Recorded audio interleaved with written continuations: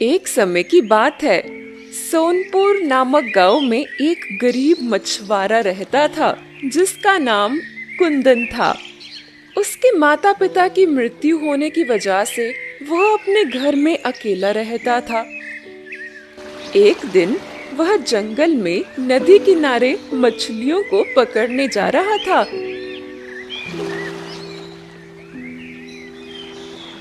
कि तभी उसे वहां एक छोटा सा बंदर जख्मी हालत में गिरा हुआ दिखाई देता है। अरे, तुम कौन हो और यहाँ इस हालत में क्या कर रहे हो, छोटे बंदर? छोटा सा मासूम बंदर कुछ नहीं बोलता, वह सिर्फ दर्द से तड़प रहा था। लगता है जंगल में इस मासूम बंदर का किसी ने शिकार किया है और ये उस शिकारी के शिकार से जख्मी होकर यहाँ पर अपनी जान बचाने के लिए आया है। तुम बिल्कुल परेशान मत हो छोटे बंदर, मैं तुम्हें अपने साथ ले जाऊंगा और तुम्हारा इलाज खुद करवाऊंगा। देखना, फिर तुम बिल्कुल ठीक हो जाओगे। कुंदन उस बंदर को ठीक होने का दिलासा देता है, लेकिन वह बंदर उसे चुपचाप अपनी मोटी मोटी आंखों से देखता रहता है। छोटे बंदर, तुम क्या गूंगे हो? मैं कब से तुम्हें इतनी सारी बातें कह रहा हूँ, मगर तुम हो कि कुछ बोलते ही नहीं। मुझे तो ऐसा लगता है कि तुम बोल ही नहीं सकते। चलो कोई बात नहीं, मैं तुम्हें वैद्य जी के पास लेकर चलता हूँ।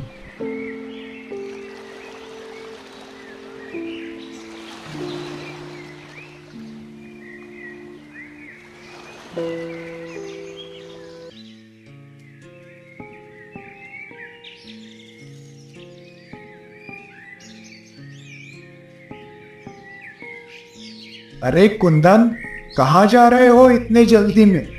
और ये बंदर तुम्हें कहाँ से मिला? अच्छा हुआ वैद्य जी, आप मुझे यहीं मिल गए। मैं आप ही के पास आ रहा था। वैद्य जी, ये बंदर बहुत जख्मी है, आप इसका इलाज कर दीजिए। कुंदन, लोग मेरे पास इंसान का इलाज कराने आते हैं और तुम इस बंदर को लेकर आए हो। भले इसे इलाज की क्या जरूरत? ये जानवर तो एक दूसरे का शिकार होने और एक दूसरे का शिकार करने के लिए ही दुनिया में आए हैं। नहीं वैद्य जी, आप ऐसा मत कहिए। जिस तरह हमें दर्द होता है उसी तरह इन्हें भी तो होता है ना। मुझे नहीं लगता कि तुम्हें अपनी मेहनत की कमाई इस बंदर के इलाज में लगानी चाहिए। वैद्य जी, मेरे पैसों का मोल इस बंदर की जान से बढ़कर नहीं है। ठीक है कुंदन, अब तुम्हारी यही जिद है तो इसके आगे मैं क्या कर सकता हूँ? चलो मेरे साथ। इतना कहकर वैद्य जी कुंदन और बंदर को अपने घर ले आते हैं। वह बंदर की चोट पर बहुत सारी दवाइयां लगाकर उसकी पट्टी बांधते हैं। देखो कुंदन, मैंने इसकी मरहम पट्टी तो कर दी है, लेकिन तुम्हें इसका बहुत ज्यादा ख्याल रखना पड़ेगा। ठीक है वैद्य जी। कुंदन बंदर को लेकर अपने घर चला जाता है। बंदर बेचारा जख्मी हालत में सुस्त होकर कुंदन के पास लेटा रहता है।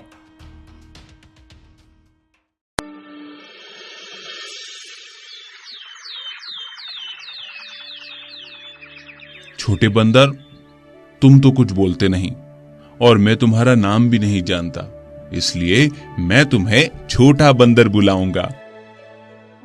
इतना कहकर कुंदन छोटे बंदर के लिए केला लेने चला जाता है।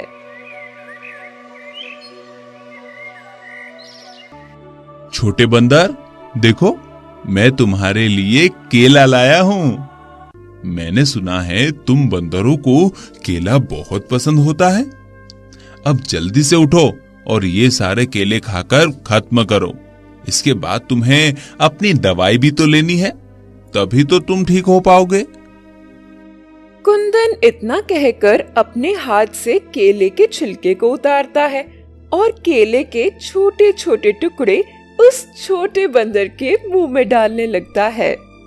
वह छोटा बंदर धीरे धीरे आराम से केले के टुकड़े खाता है, साथ ही अपनी मोटी मोटी आंखों से कुंदन को टुकुर टुकुर देखता है। दिन गुजरते जाते हैं और कुंदन उस छोटे बंदर की ऐसी ही सेवा करता है जिससे वह छोटा बंदर ठीक हो जाता है। छोटे बंदर, अब तुम पूरी तरह से ठीक हो चुके हो और अब मुझे लगता है कि तुम्हें तुम्हारे परिवार के पास पहुंचा देना चाहिए। चलो, मैं तुम्हें तुम्हारे परिवार के पास जंगल में छोड़ देता हूँ। कुंदन ये कहकर बंदर को जंगल की तरफ लेकर जाता है।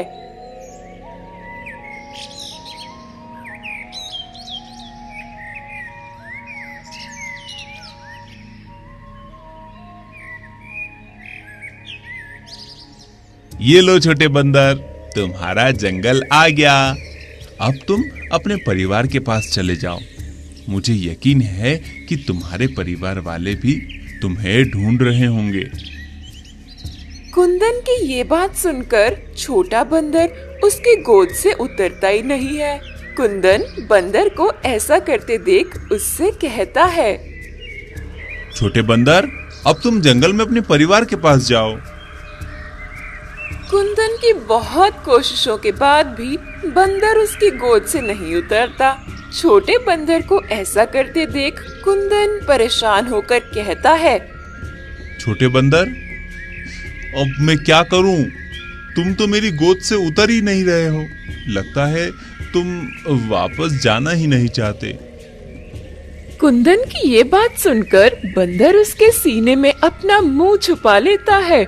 छोटे बंदर को ऐसा करते देख कुंदन मुस्कुराता है और कहता है, अच्छा, तो तुम मेरे साथ रहना चाहते हो? वैसे मेरे घर में मेरे अलावा और कोई नहीं रहता।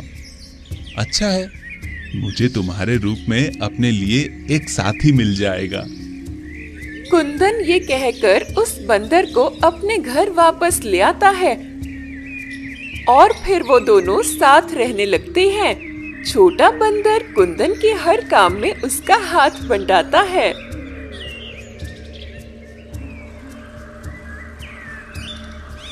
एक दिन कुंदन नदी किनारे मछली पकड़ने जाता है। तभी वहाँ पर एक दूसरा मछुआरा आता है और कहने लगता है,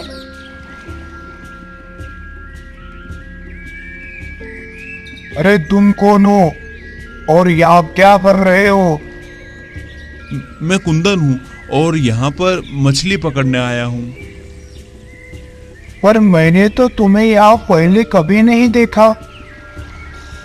मैं तो यहाँ रोज आता हूँ। हो सकता है कि आप और मैं रोजाना अलग अलग समय पर मछली पकड़ने आते हो, इसलिए हम दोनों की कभी मुलाकात नहीं हुई। तुम मुझसे झूठ मत बोलो। और रही बात तुम्हारे यहाँ आने की, तो आज के बाद मैं तुम्हें यहाँ मछली पकड़ता ना देखूं, क्योंकि ये नदी मेरी है।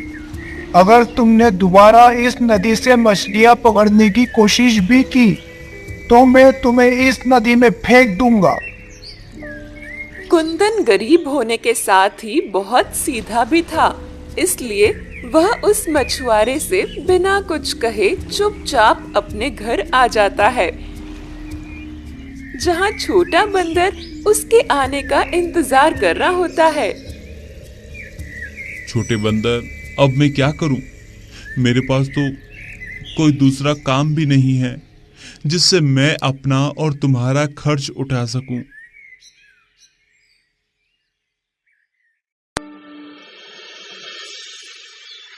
कुछ देर बाद कुंदन फिर से छोटे बंदर से कहता है, छोटे बंदर, मैं सोच रहा हूं कि हमें यहाँ से कहीं और जाकर कोई नया काम ढूंढना चाहिए। कुंदन ये कहकर उस छोटे बंदर को अपने साथ ले जाता है और फिर चलते चलते वो दोनों जंगल की तरफ आते हैं।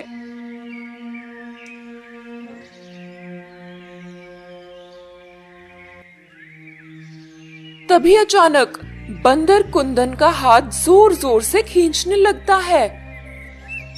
छोटे बंदर, क्या हुआ? तुम ऐसे मुझे बार बार क्यों खींच रहे हो? अच्छा, मैं समझ गया, तुम्हें भूख लगी है। रुको, मैं देखता हूँ, शायद इस जंगल में तुम्हारे खाने लायक कोई फल मिल जाए। कुंदन ये कहकर उस बंदर को अपने साथ लिए जंगल के अंदर किसी फल की तलाश में इधर उधर देखता है।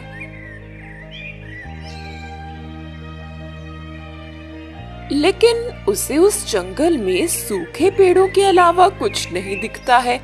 तभी कुंदन छोटे बंदर से कहता है, मुझे तो यहाँ तुम्हारे खाने के लिए कोई फल नहीं दिख रहा। अब तुम्हें अपनी भूख थोड़ी देर और बर्दाश्त करनी पड़ेगी।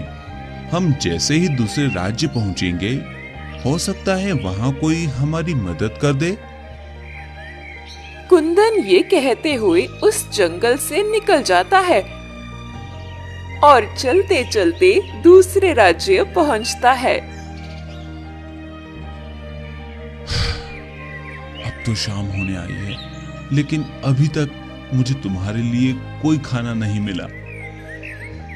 अभी कुंदन छोटे बंदर से ये कह ही रहा था कि तभी उसे पीछे से उस राज्य के राजा आते हुए दिखाई देते हैं। तुम कौन हो? आज से पहले तो मैंने तुम्हें अपने राज्य में कभी नहीं देखा। महाराज, असल में मैं आपके पड़ोसी राज्य से आया हूँ। ओह अच्छा, तो तुम यहाँ नए हो। तो मैं ये जान सकता हूँ कि तुम यहाँ क्यों आए हो? महाराज, मेरा नाम कुंदन है और मैं एक मछुआरा हूँ। मगर मेरे पास इस समय कोई काम नहीं है, इसलिए मैं यहाँ काम की तलाश में आया हूँ। अच्छा, तो तुम यहाँ काम की तलाश में आए हो। अगर मैं कहूँ कि तुम मेरे महल के सामने वाली नदी और उसके पास के झरने की साफ सफाई करो, तो बदले में मैं तुम्हें खाने और रहने की जगह दूंगा। तो क्या तुम ये काम करना चाहोगे? कुंदन राजा की ये बात सुनकर खुशी खुशी हाँ कर देता है और कहता है, महाराज, आपका बहुत बहुत शुक्रिया कि आपने मुझे काम पर रखा। अरे कुंदन, कोई बात नहीं। तुम हमारे पड़ोसी राज्य से आए हो, हमारे मेहमान हो। इस नाते तुम्हारी मदद करना हमारा कर्तव्य है। राजा ये कहकर कुंदन और उसके बंदर को अपने महल में ले जाते हैं।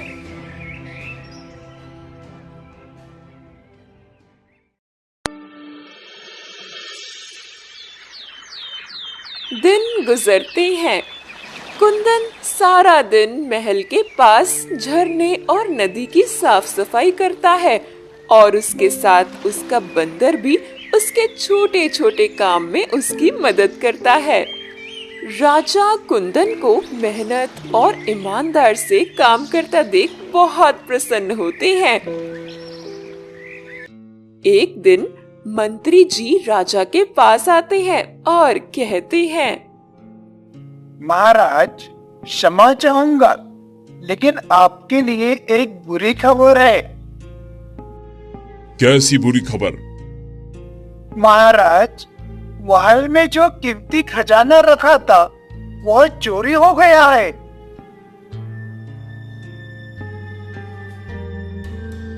मंत्री जी की बात सुनकर राजा गुस्से से महल के सारे नौकरों को अपने पास बुलाते हैं।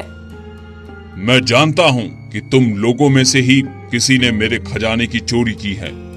तो जिसने भी ये काम किया है वो सामने आ जाए और सच बता दे। मैं वादा करता हूँ कि मैं उसे माफ कर दूंगा, साथ ही कुछ खजाना भी दूंगा। लेकिन अगर तुमने सच नहीं बताया तो मैं तुम सबके साथ बहुत बुरा करूंगा। राजा ये कहकर एक एक नौकर से पूछताछ करते हैं। तभी मंत्री जी राजा से कहते हैं, महाराज, मुझे लगता है कि ये काम हमारे राज्य के किसी नौकर का नहीं है, बल्कि दूसरे राज्य से आए हुए कुंदन का है। मुझे नहीं लगता मंत्री जी कि कुंदन ऐसी हरकत करेगा। वो तो मुझे बहुत ही सीधा और ईमानदार लगता है। लेकिन महाराज, मुझे तो यही लगता है। मंत्री जी, आप इतने यकीन से कैसे कह सकते हैं? क्योंकि कुंदन ही है जो महल के अंदर और बाहर आ जा सकता है। महाराज, मुझे लगता है कि हमें कुंदन की तलाशी लेनी चाहिए। ठीक है मंत्री जी, चलिए जहां कुंदन रहता है हम सब वहीं चलते हैं। राजा ये कहकर कुंदन के पास जाते हैं। मैंने तुम्हें सीधा और ईमानदार समझकर अपने राजमहल में काम दिया और तुमने मेरी ही खजाने की चोरी कर ली। चोरी? कैसी चोरी महाराज? और आप किस खजाने की बात कर रहे हैं? कुंदन, जितने सीधे तुम दिखते हो उतने हो नहीं। अब बताओ, तुमने महाराज का खजाना कहाँ छुपाया है? महाराज, मेरा यकीन कीजिए, मैंने कोई खजाना नहीं चुराया। मैं चोर नहीं हूँ। कुंदन अपनी बेगुनाही साबित करने की कोशिश करता है, मगर राजा उसकी एक नहीं सुनते। तभी मंत्री जी कुंदन के आसपास तलाशी लेने लगते हैं। तलाशी लेने पर उन्हें सोने के कुछ सिक्के मिलते हैं। ये देखिए महाराज, ये वही सिक्का है जो आपके खजाने में हुआ करता था। राजा उन सोने के सिक्कों को देखकर गुस्से में कुंदन से कहते हैं, मैंने तुम पर भरोसा किया और बदले में तुमने मुझे ये सिला दिया। अब तुम्हारी सजा यही है कि तुम हमेशा के लिए मेरे महल में कैद रहोगे। राजा ये कहकर अपने सिपाहियों को कुंदन को कैद करने का हुक्म देते हैं।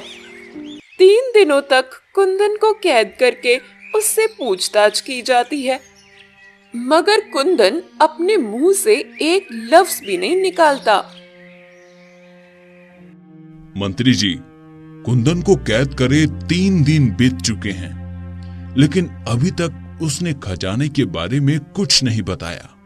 अब हम ऐसा क्या करें जिससे वो हमारा सारा खजाना वापस कर दे? महाराज, मुझे लगता है कि कुंदन ने वो सारा खजाना अपने राज्य के राजा के पास भेज दिया है। अभी राजा और मंत्री ये बात कर ही रहे थे कि तभी वहाँ कुंदन का छोटा बंदर आता है और राजा से कहता है, प्रणाम महाराज। अरे, तुम तो वही बंदर हो ना जो उस कुंदन के साथ हर समय पाए जाते थे? जी महाराज, मैं वही बंदर हूँ। मगर मैंने तो पहले कभी तुम्हें बोलते हुए नहीं सुना। जी महाराज, क्योंकि मैं ज्यादा बोलना पसंद नहीं करता। महाराज, मैं जानता हूँ कि आपका सारा खजाना कहाँ है और किसने उसे चोरी किया है। अच्छा, तो बताओ फिर मेरा खजाना कहाँ है?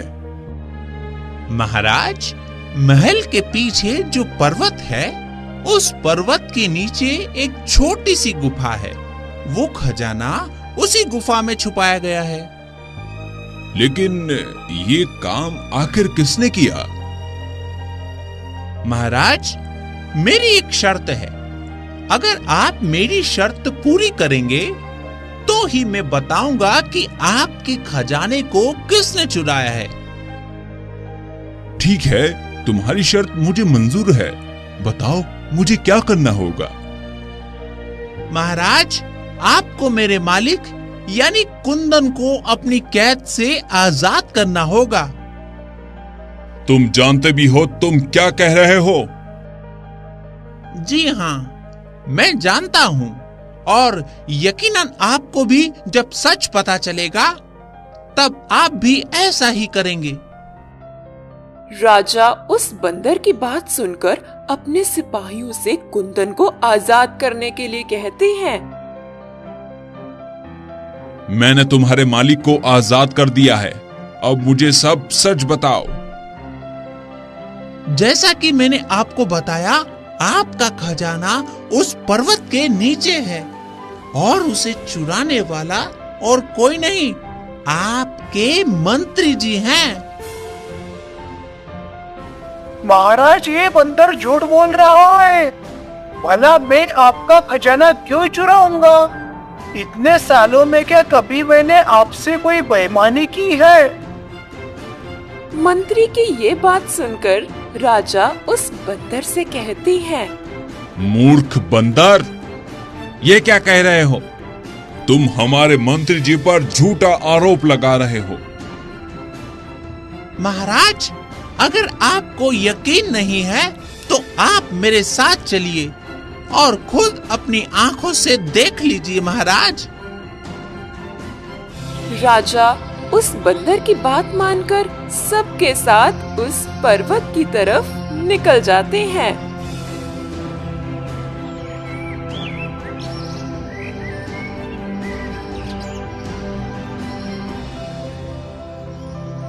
छोटा बंदर सबको उस पर्वत के नीचे बनी गुफा में ले जाता है और वहां पर छुपा सारा खजाना राजा को दिखाता है।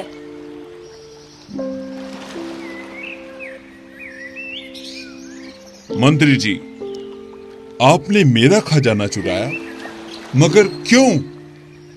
महाराज, ये झूठ बोल रहा है। मैंने ये खजाना नहीं चुराया। ये जरूर इस बंदर और उसके मालिक कुंदन का काम है। मंत्री जी, आप मेरे साथ इतनी बड़ी दगाबाजी करेंगे मैंने सोचा भी नहीं था, लेकिन अब इसकी सजा आपको जरूर मिलेगी। आपकी सजा यही है कि आप कुंदन की जगह महल में कैद रहेंगे और आपकी जगह कुंदन महल का नया मंत्री बनेगा। मंत्री को सजा सुनाने के बाद राजा कुंदन से कहते हैं, कुंदन, मुझे माफ कर दो, मैंने तुम्हें बेवजह सजा दी। नहीं महाराज, आप मुझसे माफी मत मांगिए। कुंदन, तुम्हारा ये बंदर बहुत समझदार है और तुम्हारा बहुत ही वफादार साथी है। अगर आज ये न होता तो सच में हम तुम्हें हमेशा के लिए अपनी कैद में रखते। जी महाराज, मैं जानता हूँ मेरा ये छोटा साथी मेरा वफादार है, लेकिन मुझे ये नहीं पता था कि ये बोल भी सकता है। वैसे छोटे बंदर, तुम्हें कैसे पता चला कि ये सब मंत्री जी ने किया है? जब आप कुंदन को सजा देने के लिए ले जा रहे थे, तब मुझे एक सोने का सिक्का मंत्री जी के पास से गिरा हुआ मिला। उस दिन से मैंने मंत्री जी पर नजर रखना शुरू कर दी थी और फिर जैसे ही मुझे खजाने का पता चला तो मैंने आपको आकर बता दिया। शाबाश छोटे बंदर, तुमने बहुत ही अच्छा काम किया है। शुक्रिया मेरे छोटे बंदर, मैं तुम्हारी वफादारी को सलाम करता हूँ। इतना कहकर वह अपने छोटे बंदर को गले लगा लेता है।